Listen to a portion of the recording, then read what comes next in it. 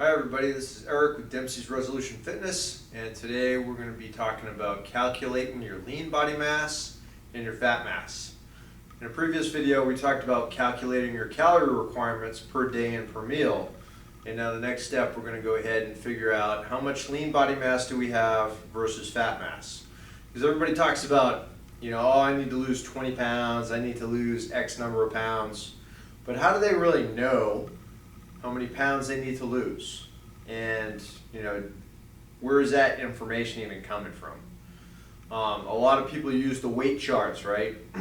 There's all types of weight charts, and most of them are so far out of whack. They were made 1,000 years ago by all different types of companies, like insurance companies that used them for basically implementing their policies so they didn't have to pay a whole lot. You either weighed too much or too little so they could deny your claim. And then it was adopted throughout the military, the government services, all types of medical and health institutes, and they all have these weight charts. And then of course came BMI, your body mass index, which is another erroneous thing. So the whole point is, where are these numbers coming from? So I'm going to show you one technique. There's a million techniques to calculate this. There's all kinds of formulas out there, but I'm going to show you one simple formula to go ahead and calculate your numbers so you know at any given time what your lean body mass number is versus your fat mass, and you can track it along with your other numbers, okay? Because the more analytical data you have in your training, the better things are going to be for you. So the first step is that we're going to take our body weight, okay? Take our body weight and multiply it times our body fat percentage. Okay, so you get your weekly body fat percentage, you get your body fat number, and you multiply it times your body weight, and that's going to give you your fat mass. Okay, so you make sure on your body fat percentage, you're going to do for this example, it's 200 pounds times 0.30, 30% body fat, 200 pounds body weight comes out to 60 pounds. Okay, so 60 pounds, then you're going to go ahead and subtract that from your body weight. Okay, so 200 minus 60 is 140 pounds. So in this example, we have 140 pounds of lean body mass and 60 pounds of fat mass. Okay, so now we know that. Is that enough? Okay, so further now we need to look at that fat. How many pounds are we supposed to lose? Is it 60? Well, no, it's not 60, okay? It's actually less than that, because now we have to divide our fat mass into essential fat and storage fat. Okay, most people don't, even know this stuff exists, but there's a certain percentage of fat that you need on your body to stay alive, right? So for females, we're going to look at 11 to 13%, 13% probably being more realistic. Okay, we're not talking about competition level. We're talking about average Jane staying alive, being healthy. Okay, so 13% is what we're going to look at. So we're going to take the next step. We're going to go ahead and take our fat mass, multiply it times 0.13 for 13% body fat is our minimum, right? And that's going to give us our essential fat number of 7.8 pounds. 7.8 taken away from 60 is going to give us 52.2 pounds of storage fat.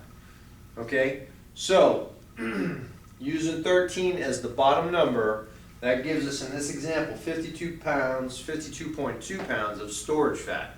Now that would be like the actual fat that you'd want to lose in a weight loss program of pure fat, right? Pure storage fat, 52.2 pounds, this person would have to lose to have nothing but 13% body fat left to stay healthy. Okay, of course that would put them, in basically down to damn near getting ready to get on stage. For a female, that kind of body fat level isn't realistic, so that wouldn't happen. Okay, so you wouldn't really lose 52.2 pounds. So how do you figure out what's the actual number? If 52.2 pounds is this person's actual storage fat that they need to lose while maintaining essential fat to be healthy, how much do they need to lose? Well, you got to ask yourself the question. The realistic number comes from, what are your goals? What are you trying to look like? Out of that 52.2 pounds, you don't know at what point in time you're going to actually look like what you want to look like in the mirror. If you're looking for cosmetic, basically your appearance, you're going to have to pick a realistic goal and set that, maybe cut it in half. So what you could do is you pick a body fat percentage number, you take your fat mass times your body fat percentage number, and then you go ahead and calculate that and subtract it, and that's going to give you a more realistic number. 20%, 25%, whatever you feel comfortable with, and you gradually scale it down as you make progress, right? And you keep making increments until you get where you want to be and you're happy with yourself and your progress and your performance and how you look and feel, all right? But you don't just arbitrarily pick a number and just go to it. But you need to have a reason you're going there, and it needs to be done incrementally, because a weight on a scale and obviously what you look like in the mirror and your body composition, whether it's fat or muscle, is all relative, right? And the scale really doesn't tell you anything about it, so there's no point in just losing 50 pounds. So incrementally do it, but this is how you quickly calculate and get you a ballpark number. So once again, recap: take your body weight times your body fat percentage. That's going to give you your fat mass. Okay, take your fat mass, subtract it from your body weight. That's going to give you your lean body mass. Okay, so now you got your fat mass, your lean body mass, and then you're going to go ahead and pick the body fat percentage to multiply it times, and that's going to give you the number of pounds to subtract from to give you the storage fat number that you actually want to lose. Okay, keeping in mind, 13 is relative, depending on who you talk to. These minimal numbers for guys, for males, like 7.7 to 9%. Females 11 to 13. Depending on who you talk to, you're going to get a different number. But realistically, go with the higher number. That's more realistic, because nobody's going to be walking around at 3% body fat just to be alive. The number is always going to be a little higher usually, unless they're a super competitor or a bodybuilder or something like that. But anyway, this is how you do it in a quick rundown.